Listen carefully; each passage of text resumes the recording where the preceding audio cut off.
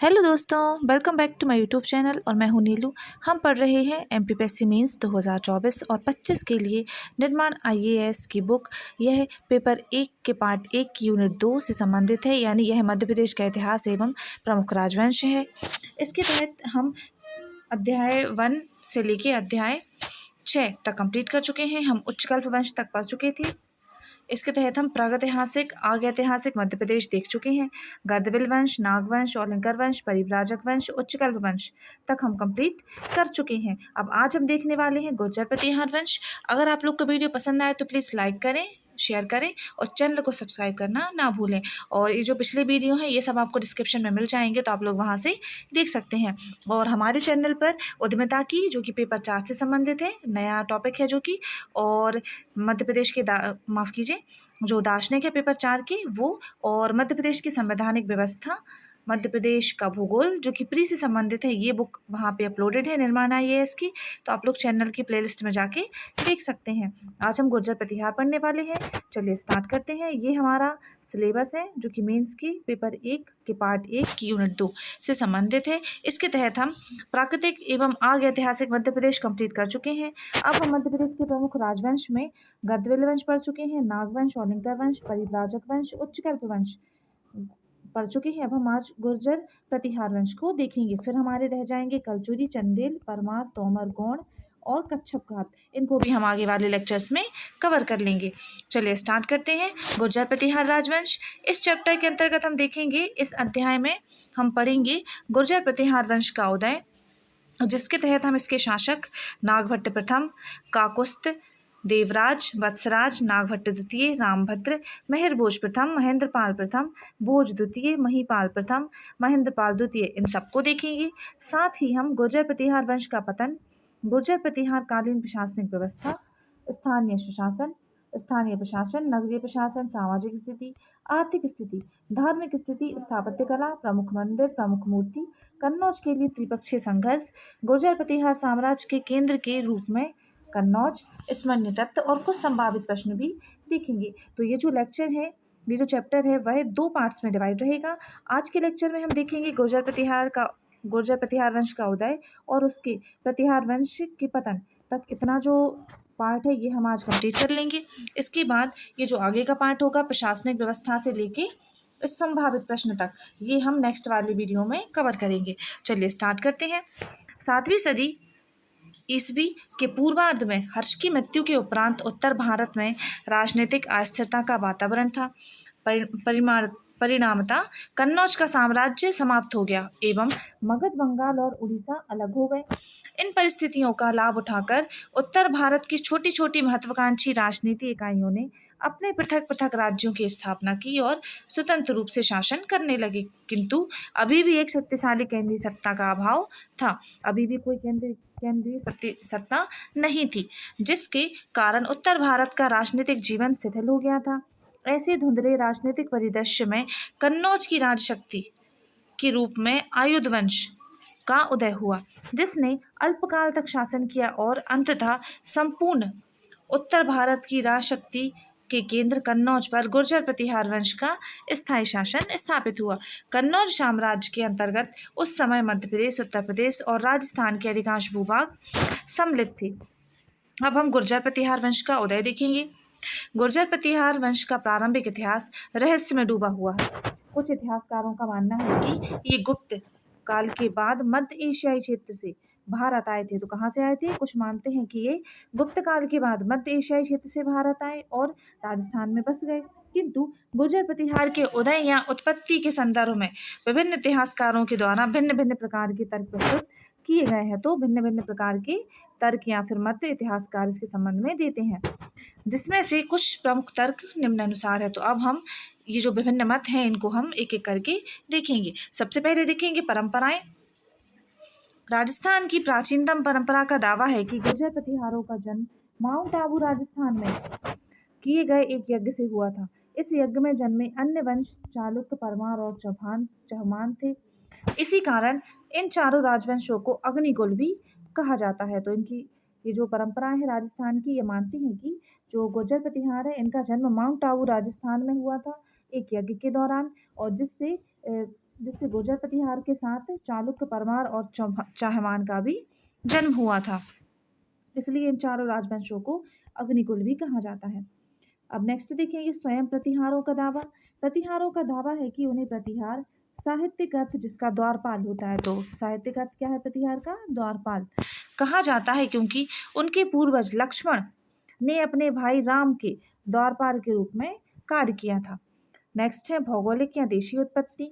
कुछ इतिहासकारों के अनुसार गुर्जर प्रतिहारों की विदेशी उत्पत्ति के समर्थन में दिए गए तर्क प्रकल्पित, अप्रमाणित एवं तथ्यहीन है। एवं उनके अनुसार गुर्जर प्रतिहार मूलतः भारतीय थे तथा उनके वंश के पहले प्रयुक्त गुर्जर शब्द स्थान बोधक है, जो वर्तमान गुजरात और राजस्थान के कुछ भूभागों से संबद्ध है।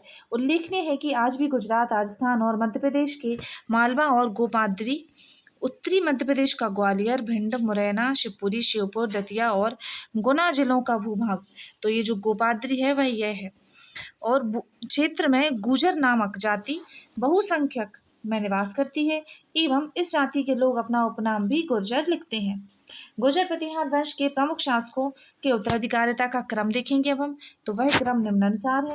सबसे पहले नागभट्ट प्रथम, फिर वत्सराज, नागभट्ट द्वितीय, रामभद्र, मेहर भोज प्रथम, महेंद्रपाल प्रथम, भोज द्वितीय, महीपाल प्रथम, देवपाल और विनय पालक देव द्वितीय। सबसे पहले हम देखेंगे अब नागभट्ट प्रथम, जिसका शासनकाल 730 से 756 ईस्वी रहने वाला है। इसका परिचय देखेंगे अब हम। यह गुर्जर प्रतिहार राजवंश का वास्तविक संस्थापक था एवं इसने 730 से 756 ईस्वी के मध्य शासन किया था। जब खिलाफत का प्रचार हो रहा था तब इसने अरबों को पराजित किया था। इसने गुजरात से लेकर ग्वालियर तक एक विशाल साम्राज्य स्थापित किया और सिंध के पूर्व में अरब आक्रमणों को चुनौती दी। तो इसने गुजरात से लेकर ग्वालियर तक अपना साम्राज्य स्थापित किया था। इसने राष्ट्रकूट शासक दंती दुर्ग के विरुद्ध भी युद्ध किया और उसे पराजित किया। तो जो नागभट्ट प्रथम था, इसने दंती दुर्ग को भी पराजित हुआ था। ये उससे क्या हुआ था? पराजित हुआ था। दंती दुर्ग की सफलता अल्पकालिक थी और नागभट्ट प्रथम ने अपने उत्तराधिकारियों हेतु एक दूरगामी साम्राज्य छोड़ा, जिससे गुजरात, मालवा और राजपूताना, पश्चिमी राजस्थान के कुछ हिस्से शामिल थे। नागभट्ट प्रथम के उत्तराधिकारी उसके भाई के पुत्र कक्कुक और देवराज थे। तो इसके उत्तराधिकारी कौन थे? उसके भाई के जो बेटे थे, पुत्र थे, कक्कुक और देवराज, वह नागभट्ट प्रथम के उत्तराधिकारी थे। मध्य प्रदेश के विशाल भूभाग पर अवंती कन्नौज के गुर्जर प्रतिहार राजवंश ने 8वीं सदी ईस्वी से 10वीं सदी ईस्वी के उत्तरार्ध तक शासन किया। इस शाखा के गुर्जर प्रतिहारों का शासन मालवा एवं गुजरात के कुछ क्षेत्रों तक विस्तृत था। कालांतर में इसी शाखा के शासक नागभट्ट II नामक राजा ने कन्नौज पर अधिकार कर संपूर्ण उत्तर भारत पर अपनी यश पताका फहराई। कन्नौज के गुर्जर प्रतिहार राजवंश का मूल स्थान उज्जैन अवंती था, जो जिनसेन कृत जैन ग्रंथ हरिवंश पुराण में भी उल्लेखित है। तो कन्नौज के गुर्जर प्रतिहार राजवंश का मूल स्थान उज्जैन था, उज्जैन या अवंती था, जो कि हरिवंश पुराण, यह किसकी हरिवंश पुराण? यह जिनसेन द्वारा लिखी गई है, तो इसमें उल्लेखित है। नेक्स्ट हम देखेंगे काकुस्थ या कक्कुक, जो कि नागभट्ट प्रथम के भाई का पुत्र था। परिचय देखेंगे इसका। नागभट्ट प्रथम के पश्चात उसका भतीजा काकुस्थ कक्कुक शासक बना। यह एक साधारण शासक था, इसकी कोई विशेष उपलब्धि ज्ञात नहीं है। ग्वालियर प्रशस्ति में इसे सामान्यतः वंश का यशवर्धन करने वाला कहा गया है। काकुस्थ की निसंतान ही मृत्यु हो गई। नेक्स्ट है देवराज या देवशक्ति। इसका परिचय देखेंगे अब हम। तो देवशक्ति यानी देवराज नागभट्ट प्रथम का भतीजा एवं काकुस्थ का अनुज था, जो कि काकुस्थ के बाद शासक बनता है। इसे भोज प्रथम ने बराह अभिलेख में देवशक्ति एवं भगवान विष्णु का भक्त कहा गया है। ग्वालियर प्रशस्ति में देवराज को अनेक राजाओं और अनेक शक्तिशाली सहयोगियों की स्वतंत्र गति को रोकने वाला कहा गया है। अब नेक्स्ट देखेंगे हम वत्सराज, जो कि 780 से 800 ईस्वी तक शासक रहेगा। इसका परिचय देखेंगे। तो देवराज का उत्तराधिकारी उसका पुत्र वत्सराज हुआ, जो एक प्रभावशाली शासक साबित हुआ। इसने लगभग 775 ईस्वी से 805 ईस्वी तक शासन किया और प्रतिहार साम्राज्य की स्थिति को सुदृढ़ कर उज्जैन को अपनी राजधानी बनाया। इसकी उपलब्धियों में देखेंगे हम, इसने अपने साम्राज्य का विस्तार पश्चिमी भारत यानी गुजरात राजस्थान तक कर लिया था। वत्सराज ने अपना साम्राज्य विस्तार करते हुए उत्तर भारत के एक बड़े भूभाग पर अपना नियंत्रण स्थापित कर लिया था। संपूर्ण उत्तर भारत का शासक बनने के प्रयास में उसने संभवतः बर्धन वंश के सामंती शासक भांडी को पराजित कर कन्नौज और मध्य राजपूताना के क्षेत्रों पर अपना नियंत्रण स्थापित किया और फलतः कन्नौज पश्चिमी उत्तर प्रदेश को अपनी राजधानी बनाया था। तो कन्नौज को अपनी राजधानी बनाया था वत्सराज ने। कन्नौज पर अपना नियंत्रण स्थापित करने की उसकी महत्वाकांक्षा के कारण उसे बंगाल के पाल शासक धर्मपाल और राष्ट्रकूट शासक ध्रुव के साथ संघर्ष करना पड़ा। तो इसे कन्नौज की महत्वाकांक्षा के कारण बंगाल के पाल शासक धर्मपाल और राष्ट्रकूट शासक ध्रुव के साथ संघर्ष करना पड़ा। इस त्रिपक्षीय संघर्ष में धर्मपाल, जो कि पाल राजा था, को वत्सराज ने पराजित किया था, जिसे बाद में ध्रुव राष्ट्रकूट राजा ने हराया था। वत्सराज दोआब क्षेत्र में धर्मपाल को पराजित करने में सफल रहा और गंगा यमुना घाटी सहित संपूर्ण उत्तर भारत को विजित किया, किंतु कालांतर में ध्रुव ने उसे पराजित कर अपना अधिकार कर लिया था और वत्सराज का उत्तराधिकारी नागभट्ट द्वितीय था। अब नेक्स्ट हम देखेंगे नागभट्ट द्वितीय, जो कि 800 से 835 ईस्वी तक शासक रहेगा।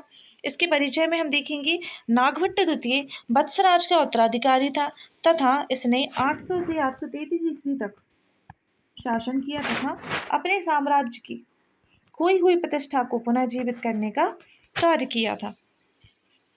अब इसकी उपलब्धियों की बात करें हम, तो ध्रुव द्वारा वत्सराज की पराजय के बाद प्रतिहार साम्राज्य केवल राजपूताना पश्चिमी राजस्थान तक सीमित रह गया था।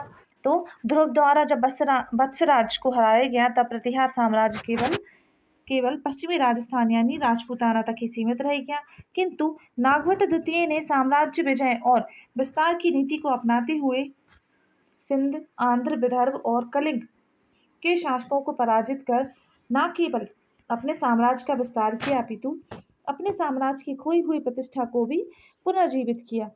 नागभट्ट द्वितीय ने अपने साम्राज्य विस्तार के अगले क्रम चरण में उत्तर में मत्स्य, पूर्व में वत्स और पश्चिम में तुरुस्का यानी मुसलमानों को अपने अधीन कर लिया एवं तत्पश्चात उसने कन्नौज पर आक्रमण किया और चक्रा युद्ध को पराजित कर उसे अपने अधीन कर लिया था। नेक्स्ट है नागभट्ट धर्मपाल को भी पराजित करने में सफल रहा और मुंगेर बिहार तक के क्षेत्र को अपने अधीन कर लिया था। आरंभ में राष्ट्रकूट शासक गोविंद तृतीय ने नागभट्ट द्वितीय को पराजित किया था, किंतु कालांतर में नागभट्ट द्वितीय ने राष्ट्रकूटों को पराजित कर मालवा पर पुनः अपना आधिपत्य स्थापित कर लिया था। इसके शासनकाल में कन्नौज गुर्जर प्रतिहार साम्राज्य का प्रमुख केंद्र बन गया था, जिसने अपनी शक्ति के चरमोत्कर्ष काल में लगभग संपूर्ण उत्तर भारत की राजनीतिक सत्ता को नियंत्रित करने का कार्य किया। अब हम देखेंगे जैन धर्म का संरक्षक। श्वेतांबर जैन कवि प्रभाचंद्र सूरी के ग्रंथ प्रभाबक चरित्र के अनुसार प्रतिहार शासक नागभट्ट द्वितीय जैन धर्म का अनुयायी था। तो जो श्वेतांबर जैन कवि हैं प्रभाचंद्र सूरी, इनके ग्रंथ प्रभाबक चरित्र के अनुसार जो प्रतिहार शासक नागभट्ट था, नागभट्ट द्वितीय, वह जैन धर्म का अनुयायी था। नागभट्ट द्वितीय को जैन धर्म में दीक्षांत उनके मित्र और तत्कालिक जैन धर्म आचार्य बप्पभट्टी द्वारा किया गया था।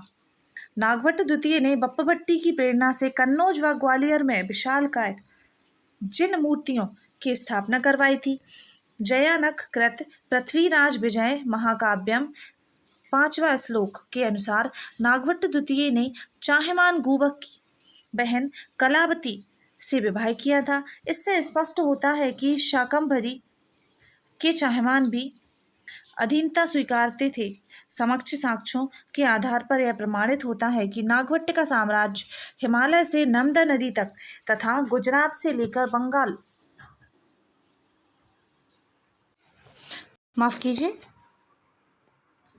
नागभट्ट का साम्राज्य हिमालय से नर्मदा नदी तक तथा गुजरात से लेकर बंगाल की सीमा तक विस्तृत हो गया।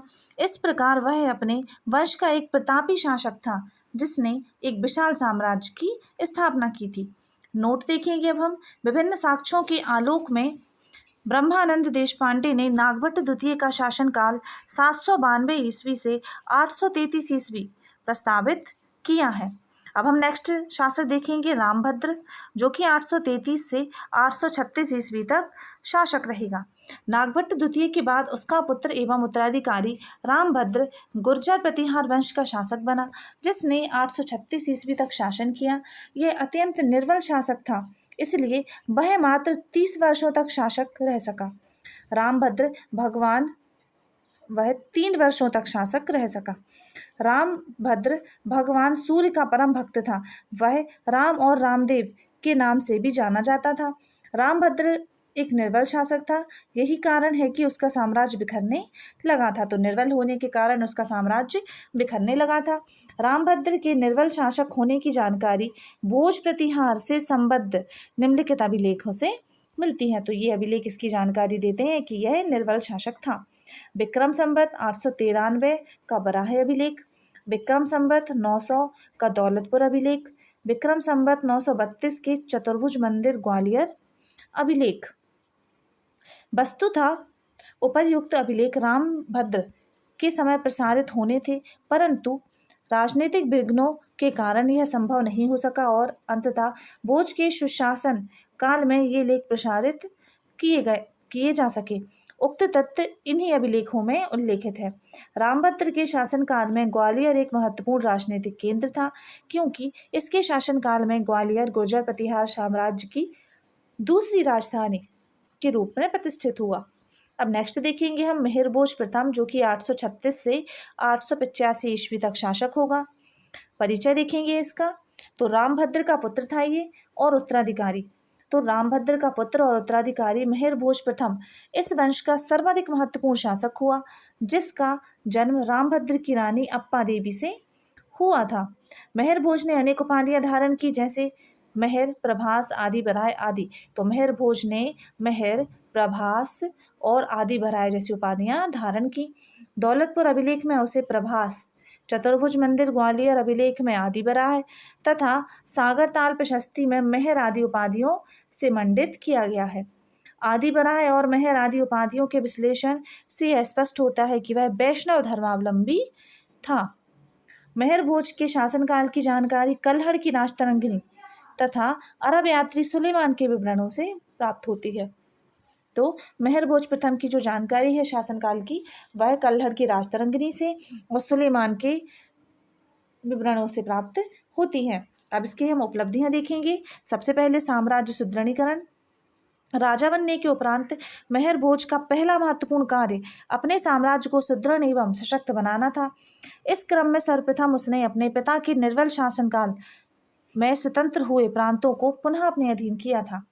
मिहिर भोज ने मध्य भारत तथा राजपूताना में पुनः अपने वंश की स्थिति सुदृढ़ कर ली एवं उसे कलचुरी, चेदी तथा गुहिलोत वंशों के साथ मैत्री संबंध स्थापित किए। तो इसने कलचुरी, चेदी और गुहिलोत वंशों के साथ मैत्री संबंध स्थापित किए। फलस्वरूप इन वंशों के राजाओं ने उसके अभियानों में सहायता प्रदान की। ग्वालियर लेख में कहा गया है कि अगस्त ऋषि ने तो केवल विंध्य पर्वत का विस्तार अवरुद्ध किया था, किंतु मिहिर भोज ने कई राजाओं पर आक्रमण कर उनका विस्तार रोक दिया।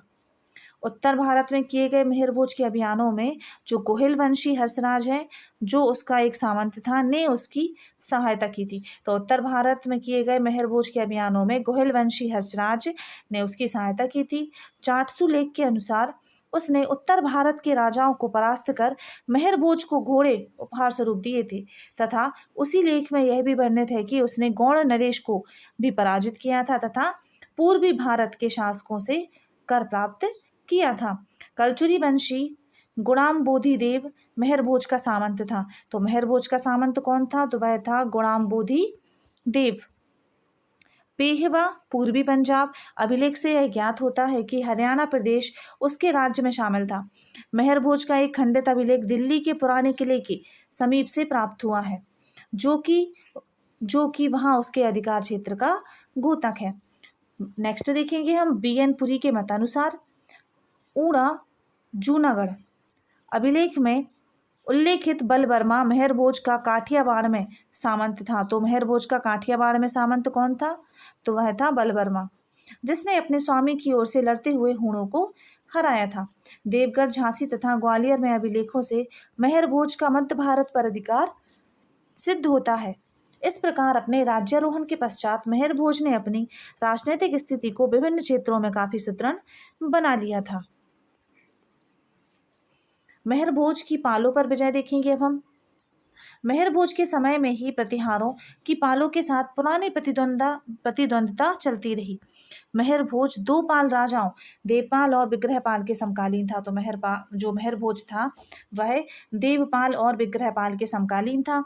एक और जहां पाल अभिलेख प्रतिहारों पर विजय का विवरण देते हैं, वहीं दूसरी ओर प्रतिहार अभिलेख पालों पर विजय का दावा प्रस्तुत करते हैं। पालकालीन बादल अभिलेख में यह उल्लेखित है कि पाल नरेश देवपाल ने गुर्जर नरेश को पराजित किया, जबकि इसके विपरीत ग्वालियर लेख में वर्णित है कि जिस लक्ष्मी ने धर्मपाल के पुत्र देवपाल का वरण किया था, वही अंत में मेहर भोज की पुनर्भू यानी पत्नी हो गई। यहाँ पुनर्भू का तात्पर्य दूसरे पति का वरण करने वाली स्त्री से है। अतः वस्तु स्थिति से प्रतीत होता है कि प्रारंभिक युद्ध में तो देवपाल को मेहर भोज के विरुद्ध सफलता प्राप्त हुई, लेकिन उसकी मृत्यु उपरांत उसके उत्तराधिकारी नारायण पाल के समय में अथवा देवपाल के शासन के अंतिम दिनों में ही मेहर भोज ने अपनी पराजय का बदला ले लिया था एवं पाल साम्राज्य में पश्चिमी भागों पर अधिकार कर लिया था। इस प्रकार बंगाल पाल साम्राज्य पर गुर्जर प्रतिहार राजवंश का आधिपत्य महेंद्रपाल के शासनकाल तक निरंतर अक्षुण्ण रहा, जैसा कि महेंद्रपाल प्रतिहार के अभिलेखों के प्राप्ति स्थलों से स्वतः स्पष्ट है। राष्ट्रकूटों पर विजय। गुर्जर प्रतिहार और राष्ट्रकूटों के मध्य राजसत्ता हेतु संघर्ष का क्रम पारंपरिक था। उज्जैन के गुर्जर प्रतिहार वंश के अभ्युदय के साथ ही नागभट्ट प्रथम के विरुद्ध राष्ट्रकूट षड्यंत्र और संघर्षों का अविराम क्रम शुरू हुआ, जो मेहर भोज के शासनकाल में भी यथावत रहा। मेहर भोज दो राष्ट्रकूट राजाओं अमोघवर्ष तथा कृष्ण द्वितीय के समकालीन था। अमोघवर्ष शांत प्रकृति का शासक था। उसके शासनकाल में मेहर भोज उज्जैन पर अधिकार करते हुए नर्मदा नदी तक के अधिकांश भूभाग का एक छत्र स्वामी बन गया था। बागूमरा अभिलेख से यह विदित होता है कि प्रतिहारों के पारस्परिक शत्रु मान्यखेत और गुजरात के राष्ट्रकूट अवंती और उसके समीपवर्ती क्षेत्रों पर अधिकार हेतु परस्पर संघर्षरत थे। इस परिस्थिति का लाभ उठाते हुए भोज ने राष्ट्रकूटों से अपनी पुरानी शत्रुता का बदला लेने के लिए युद्ध करने का निश्चय किया, परंतु गुजरात के राष्ट्रकूट राजा ध्रुव की अपार सैन्य शक्ति के समक्ष वह युद्ध में परांगमुख हुआ। इस अभिलेख में यह भी उल्लेखित है कि इस युद्ध के पूर्व भोज सभी दिशाओं को जीत चुका था। युद्ध के अगले क्रम में राष्ट्रकूटों ने पहल की, परंतु वे असफल रहे। बरतो संग्रहालय में संरक्षित एक खंडित अभिलेख में उल्लेख है कि भोज ने मान्यखेट के राष्ट्रकूट राजा कृष्ण द्वितीय 878 से 911 ईस्वी को तुरंत अपने देश वापस लौटने हेतु विवश कर दिया। राष्ट्रकूट नरेश इंद्र तृतीय ने 915 ईस्वी के एक अभिलेख में भोज द्वारा इंद्र तृतीय को पराजित करने का उल्लेख है। तो राष्ट्रकूट नरेश जो इंद्र तृतीय था, इसके 915 ईस्वी के एक अभिलेख में भोज द्वारा इंद्र तृतीय को पराजित करने का उल्लेख है। अनेक अभिलेखों के अनुसार अवंती पर अधिकार हेतु राष्ट्रकूट राजाओं और प्रतिहारों में अनवरत संघर्ष चलते रहे, परंतु उज्जैन पर राष्ट्रकूट महेंद्रपाल के शासनकाल तक सफल नहीं हो सके। महेंद्रपाल के समय के 946 ईस्वी एक अभिलेख में अवंती पर प्रतिहार सत्ता के साथ ही दक्षिणी राजपूताना के एक चाहमान सामंत की उपस्थिति का ज्ञान होता है। कदाचित यह चाहमान सामंत प्रतिहारों की तरफ से राष्ट्रकूटों के विरुद्ध युद्धों में भाग लेता रहा। इस प्रकार गुजरात के राष्ट्रकूट साम्राज्य पर प्रतिहार का अधिकार हो गया। मेहर भोज का साम्राज्य विस्तार देखेंगे अब हम।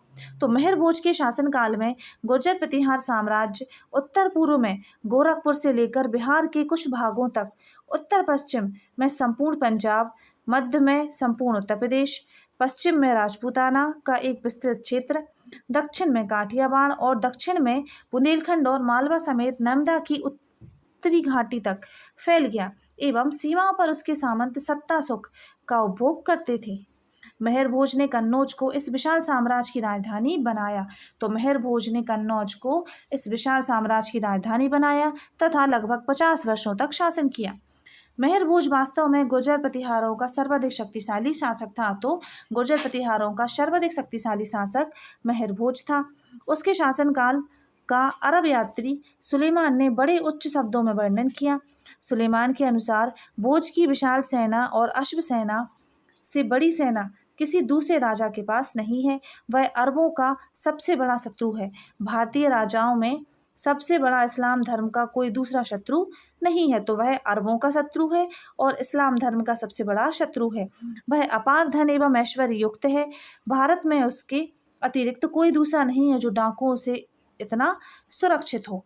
तो यह लिखा है किसने? सुलेमान ने लिखा है, जो कि एक अरबी यात्री था। एक शत्रु लेखक की भोज के प्रति यह प्रशंसा प्रतिहार साम्राज्य के महत्व एवं समृद्धि को सिद्ध करती है। मेहर भोज के अभिलेखों और सिक्कों पर अंकित आदि बराह उपाधि उसके द्वारा बराह अवतार का रूप लेकर भारत को म्लेच्छों से मुक्त करने का घोतक है।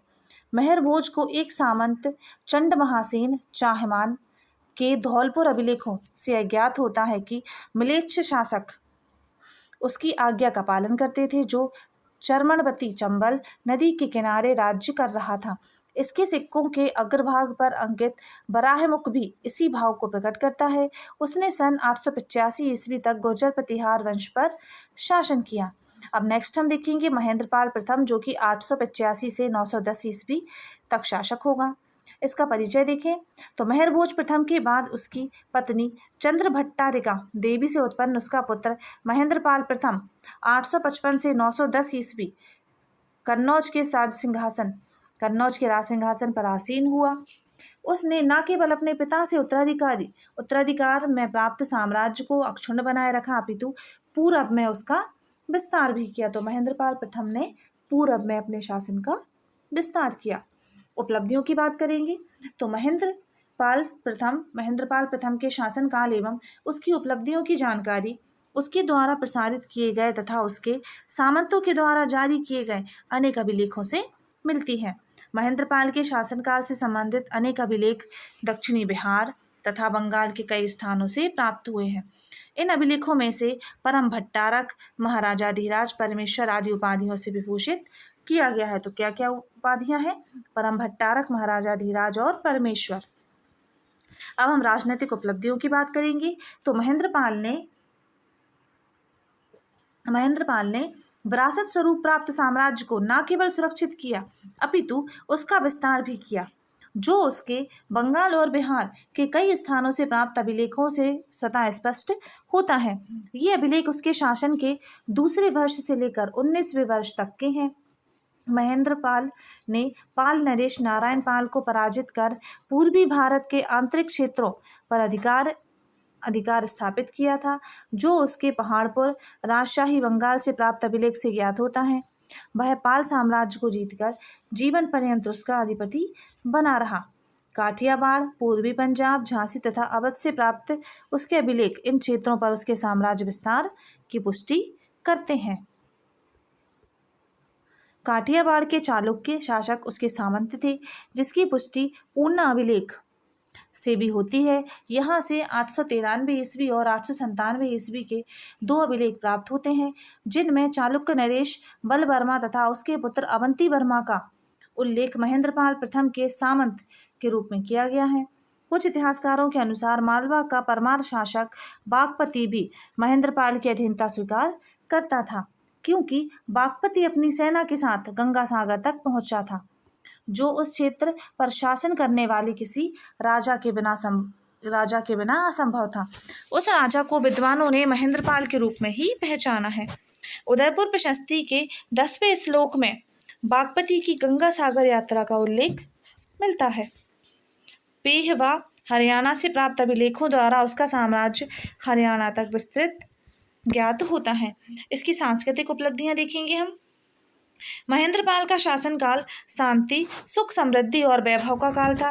राष्ट्रकूट राजा कृष्ण द्वितीय की पारिवारिक एवं राज्य की आंतरिक कलह तथा पाल राजा नारायण पाल की निर्बलता उसके लिए वरदान सिद्ध हुई। अतः प्रशासन को सुदृढ़ बनाने के लिए और प्रशासनिक संरचना के विस्तार हेतु उसे उचित अवसर प्राप्त हुआ। फलस्वरूप उसने महासामंत, व्यवहारिक, कोट्टपाल, तंत्रपाल आदि अधिकारियों की नियुक्ति की।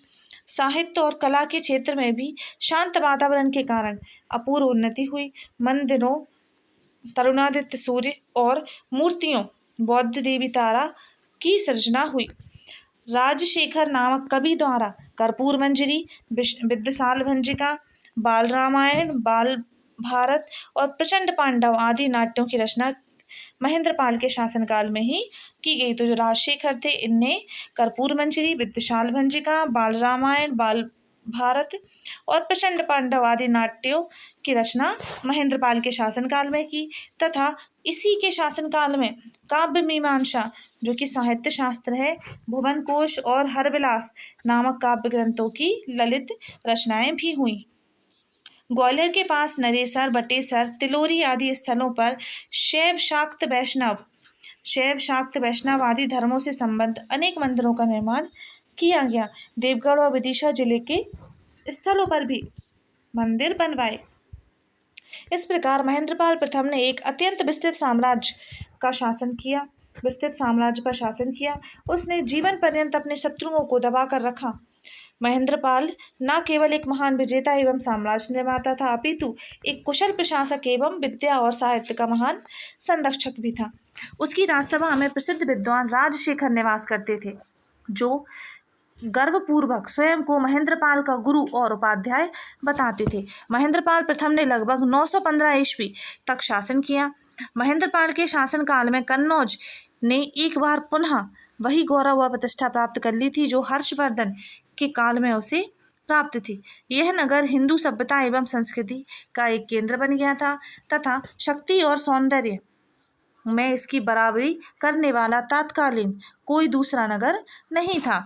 इस तथ्य की पुष्टि उसके शासनकाल में बिहार शरीफ, पटना, रामगया तथा गुनरिया गया, इटखोरी, हजीराबाग वर्तमान झारखंड तथा पहाड़पुर राजशाही बंगाल से प्राप्त अभिलेखों से भी होती है। महेंद्रपाल प्रथम के पश्चात प्रतिहार वंश के उत्तराधिकार का प्रश्न कुछ विवादास्पद है। उनकी दो रानियां देहनाग देवी और महादेवी थीं, जिसने क्रमशः भोज द्वितीय तथा महीपाल नामक दो पुत्र उत्पन्न हुए। महेंद्रपाल के बाद अल्पकाल के लिए भोज द्वितीय ने शासन किया। नेक्स्ट देखेंगे अब हम भोज द्वितीय, जो कि 910 से 912 ईस्वी तक शासक रहेगा। भोज द्वितीय महेंद्रपाल प्रथम की रानी देहनागा देवी से उत्पन्न पुत्र था, जिसने महेंद्रपाल के बाद कुछ समय के लिए प्रतिहार वंश का शासन संभाला। उसने अपने सामंत चेदी नरेश कोक्कलदेव प्रथम से काफी सहायता मिली थी। तो उसे अपने सामंत नरेश, कौन था? चेदी के नरेश कोक्कलदेव प्रथम से काफी सहायता मिली थी तथा संभवतः उसी की सहायता से भोज द्वितीय ने सिंहासन पर अधिकार जमा लिया था। कोक्कलदेव प्रथम के बिलहरी शिलालेख कटनी तथा बनारस दानपत्र लेख में भोज द्वितीय को राजा बनाने के लिए दिए उपक्रम का विवरण मिलता है, किंतु भोज द्वितीय मात्र 2 वर्षों तक शासन कर पाया तथा शीघ्र ही उसका सौतेला भाई महीपाल चंदेल वंश हर्षदेव की सहायता से उसे पराजित कर सिंहासन पर अधिकार कर लेता है। अब हम नोट देखेंगे। प्रतिहारों के किसी भी अभिलेख में भोज द्वितीय और महीपाल के संघर्ष और उत्तराधिकार के लिए युद्ध का उल्लेख नहीं है।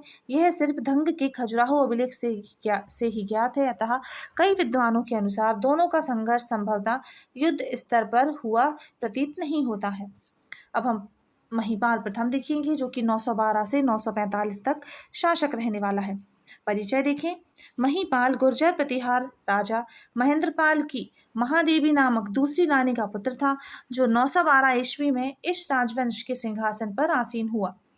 विद्वानों ने विनायकपाल, क्षितिपाल और हरेम्बपाल आदि नामों से महीपाल आदि पालों से भी उसे संबोधित किया है, किंतु कुछ विद्वानों का मत है कि क्षितिपाल नाम के अतिरिक्त शेष 2 नाम महिपाल के लिए उपयुक्त एवं सत्य प्रतीत नहीं होते हैं। अब इसकी उपलब्धियां देखेंगे हम महिपाल प्रथम की। कुशल प्रशासक के रूप में महिपाल जिस समय 912 ईस्वी कन्नौज की सत्ता संभाल रहा था, उस समय प्रतिहार राजवंश आंतरिक कलह, भ्रम, अविश्वास, सामंतों की अकर्मण्यता और निरंकुशता के कारण गृह युद्ध जैसे वातावरण से प्रभावित था, जिसका लाभ उठाकर पूर्व में पालो बंगाल, लाट प्रदेश गुजरात में राष्ट्रकूटों और पश्चिमी मालवा में परमार बैरसिंह ने अपने स्वतंत्र साम्राज्य की पुनर्स्थापना कर ली। आंतरिक संकट के आगमन से आशंकित महिपाल ने सर्वप्रथम पारिवारिक गृह युद्ध को कुशलतापूर्वक शांत किया। तदुपरांत सभी सामंतों को पुनः संगठित किया। इस प्रकार अपने विश्वस्त सामंतों, महाप्रतिहारों, दंड नायकों तथा अन्य राजकीय पदाधिकारियों के संयोग से अपने साम्राज्य में सर्वत्र शांति का वातावरण निर्मित किया और सैन्य शक्ति की अभिवृद्धि की तथा साम्राज्य का विस्तार गुजरात जैसे दूरवर्ती प्रदेश तक बनाए रखा। वहां उसका सामंत धरणी वराह शासन करता था। गाइस, हमारा एक और यूट्यूब चैनल है एमपी एग्जाम अकेडमी, और उसका टेलीग्राम चैनल भी है एमपी एग्जाम अकेडमी के नाम से ही। तो मध्य प्रदेश का सबसे सस्ता और गुणवत्तापूर्ण mentorship program MP exam academy ने लॉन्च किया है, जिसके तहत आपको मात्र 999 रुपये में, कितने, मात्र 999 रुपये में आपको प्री और मेंस 2025 के लिए, प्री प्लस मेंस 2025 के लिए तैयारी कराई जाएगी। यह एक मेंटरशिप प्रोग्राम है जिसमें आप अपने डाउट, जो भी आपको कन्फ्यूज़न हो, सारा कुछ क्लियर कर सकते हैं और आपको नोट्स भी उपलब्ध कराए जाएंगे जो कि पीडीएफ फॉर्म में होंगे। तो अगर आप लोग चाहें तो इसको ज्वाइन कर सकते हैं, और मेरे चैनल पे इसका डिटेल वीडियो भी है, तो आप लोग वहां से उसको देख सकते हैं। और साथ में आप लोग एमपी एग्जाम अकेडमी के यूट्यूब चैनल और टेलीग्राम चैनल को ज्वाइन कर लीजिए, सब्सक्राइब कर लीजिए, और मेरे चैनल को भी आप लोग सब्सक्राइब ज़रूर कर लीजिए, क्योंकि मेरे चैनल पर मैं निर्माण IAS की बहुत सारी बुक्स जो कि प्री और मेन्स दोनों के लिए इंपॉर्टेंट है, तो उनको मैं कवर करा रही हूँ। जैसे उद्यमिता है, ये हम इतिहास पढ़ रहे हैं, और मैंने प्री के लिए मध्य प्रदेश का भूगोल और संवैधानिक व्यवस्था पढ़ाई है मध्य प्रदेश की, और इसके साथ ही हम पेपर 4 के तहत उद्यमिता को कंप्लीट कर रहे हैं। सिंधु सभ्यता जो कि प्राचीन इतिहास है, यूनिट 1 से संबंधित है पेपर 1 की। तो इन सब को, ऐसी बहुत सारी बुक्स को हम कंप्लीट कर रहे हैं, तो आप लोग प्लेलिस्ट में जाके देख सकते हैं, और चैनल को सब्सक्राइब करके ज़रूर रखिएगा। अब हम राष्ट्रकूटों से संघर्ष देखेंगे। पूर्व की ही भांति महिपाल के शासनकाल में भी प्रतिहारों एवं राष्ट्रकूटों के मध्य सत्ता की प्रभुता हेतु संघर्ष चलता रहा। इस समय राष्ट्रकूट वंश पर इंद्र तृतीय शासन कर रहा था। राष्ट्रकूट राजा इंद्र तृतीय ने महिपाल के यश से विचलित होकर सन 917 ईस्वी में कन्नौज पर आक्रमण किया, जिसमें महिपाल पराजित हुआ। खम्बात काम्बे दानपत्र के अनुसार उसने मालवा पर आक्रमण कर उज्जैन पर अधिकार कर लिया तथा उसकी सेना ने यमुना नदी को पार कर कुश स्थल नाम से प्रसिद्ध महोदय नगर कन्नौज को तहस नहस कर दिया था। कन्नड़ कवि पंप 941 ईस्वी के ग्रंथ पंप भारत के अनुसार इंद्र के अभियान में उसके चालुक्य सामंत नरसिंह ने सहायता की थी। तो इंद्र के जो अभियान था उसमें चालुक्य सामंत नरसिंह ने सहायता की थी। इस युद्ध में महिपाल पराजित हुआ था तथा उसे जान बचाकर भागना पड़ा था। उसकी इस परिस्थिति का लाभ उठाते हुए पालों ने भी बिहार के उन क्षेत्रों पर पुनः अपना अधिकार स्थापित कर लिया जिन्हें महेंद्रपाल ने विजित किया था। पाल नरेश राज्यपाल तथा गोपाल द्वितीय दोनों ही महिपाल के समकालीन थे तथा उनके अभिलेख क्रमशः नालंदा और गया से प्राप्त हुए हैं। तो जो पाल नरेश राज्यपाल और गोपाल द्वितीय थे वह महिपाल के समकालीन थे। इन अभिलेखों के प्राप्ति स्थलों से ज्ञात होता है कि बिहार का एक विस्तृत भूभाग पालों के अधिकार क्षेत्र में चला गया था। तो बिहार का एक जो विस्तृत भूभाग था वह पालों के अधिकार क्षेत्र में चला गया था तथा कुछ समय के लिए प्रतिहारों की स्थिति अत्यंत निर्बल हो गई थी। यह सब राष्ट्रकूटों के आक्रमण का ही परिणाम था, परंतु इंद्र तृतीय कन्नौज में अधिक समय तक ठहर नहीं सका। उसे यथाशीघ्र ही दक्षिण की ओर लौटना पड़ा। राष्ट्रकूटों के प्रत्यावर्तन के पश्चात महिपाल ने पुनः अपनी स्थिति को सुदृढ़ करना प्रारंभ किया। जब राष्ट्रकूट लौट गए तब जो महिपाल था उसने पुनः अपनी स्थिति को सुदृढ़ करना प्रारंभ किया। चंदेल तथा गुहिलोत वंश के अपने सामंत शासकों की सहायता प्राप्त कर उसने कन्नौज, गंगा यमुना के दोआब, बनारस, ग्वालियर, पश्चिम में गाठियावाड़ तक के प्रदेशों पर पुनः कर लिया था। किसकी सहायता से? चंदेल तथा गेहलोत वंश के सामंत शासकों की सहायता प्राप्त करके।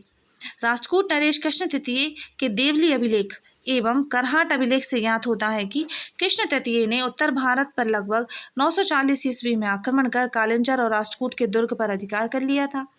ऐसा प्रतीत होता है कि महिपाल की सफलताओं के बावजूद राष्ट्रकूटों के आक्रमण से उसे जो आघात हुआ वह संभल नहीं सका और महिपाल के समय में ही प्रतिहार साम्राज्य का विघटन प्रारंभ हो गया, क्योंकि उसकी निर्बलता का अनुचित लाभ उठाकर चंदेल, परमार तथा चेदी ने उसके सामंतों ने स्वयं को स्वतंत्र घोषित कर दिया था। संभवतः इसी चिंता में उसकी मृत्यु 945 ईस्वी में हो गई।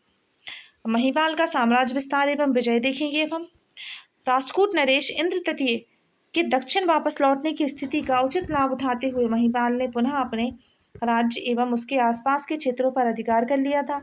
उक्त तथ्य असनी फतेहपुर जिला उत्तर प्रदेश से प्राप्त अभिलेख से प्रमाणित होता है एवं इसमें उसकी विजय का उल्लेख परम भट्टारक महाराजाधिराज परमेश्वर श्री महिपाल देव के नाम से किया गया है।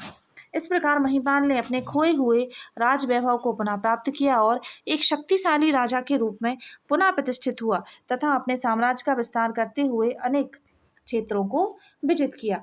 कवि राजशेखर ने महिपाल को आर्यावर्त का महाराजाधिराज कहा एवं अपने ग्रंथ बाल भारत में उसकी विजयों का काव्यात्मक प्रस्तुतिकरण करते हुए लिखा है कि महिपाल ने मरलों के सिरों को झुकाकर मैकलों को अग्नि के समान जला दिया, कलिंग राज को युद्ध से भगा दिया, करल राज की कली का अंत किया, कुलूतों को जीता और कुंतलों के लिए परशुराम का काम किया तथा रमठों की राज्यश्री को बलपूर्वक छीन लिया था। तो यह महिपाल के लिए था कथन। परंतु उक्त राज्यों का उल्लेख महिपाल के अभिलेख में नहीं मिलता है।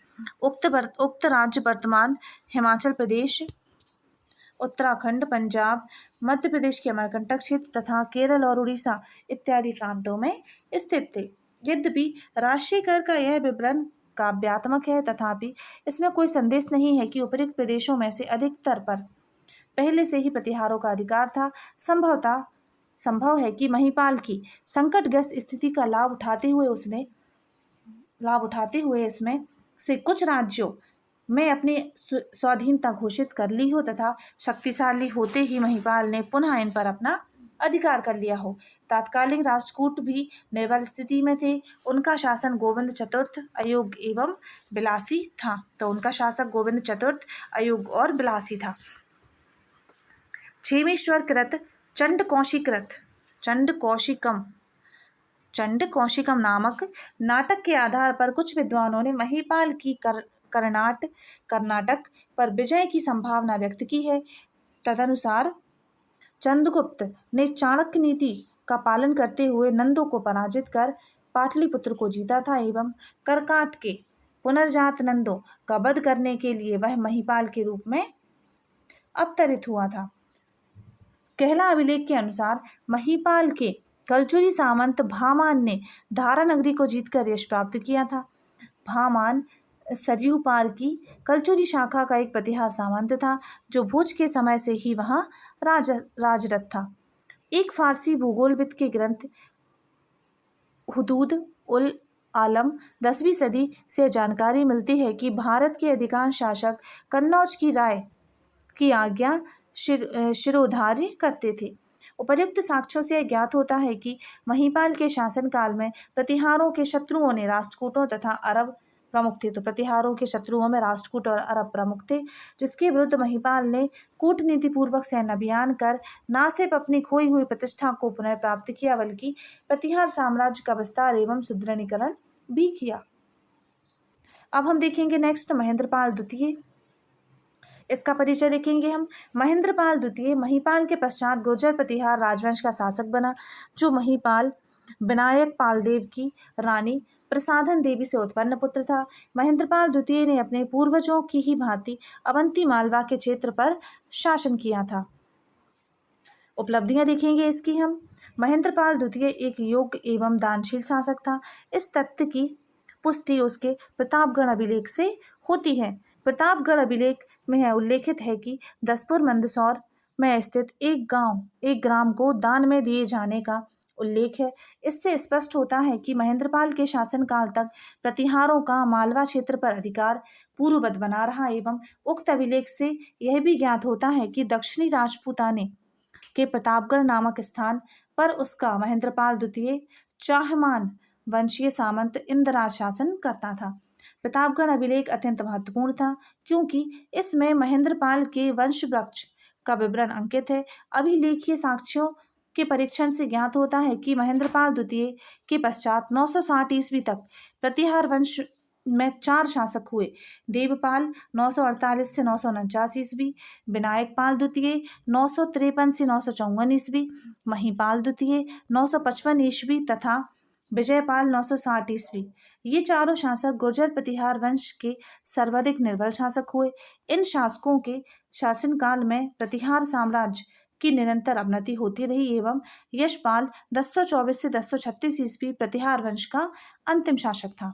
अब हम प्रतिहार वंश का पतन देखेंगे, माफ कीजिए, गुर्जर प्रतिहार वंश का पतन देखेंगे हम। तो गुर्जर प्रतिहार राजवंश के पतन के अनेक कारण थे, जिसमें से कुछ कारण निम्नलिखित हैं। सबसे पहले था राष्ट्रकूट आक्रमण। राष्ट्रकूट राजवंश के सम्राट इंद्र तृतीय ने 916 ईस्वी में कुछ समय हेतु कन्नौज पर अधिकार कर लिया था। हालांकि प्रतिहारों ने कन्नौज पर पुनः अपनी सत्ता स्थापित कर ली थी, लेकिन उनकी स्थिति निरंतर कमजोर होती गई। फिर नेक्स्ट है चंदेल आक्रमण।